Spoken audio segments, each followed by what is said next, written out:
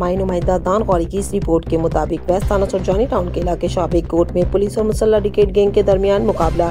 दो तरफा फायरिंग के नतीजे में 2 जख्मी मुल्जिमान समेत एक बिला जर्ब मुल्जिम, टोटल 3 मुल्जिमान गिरफ्तार।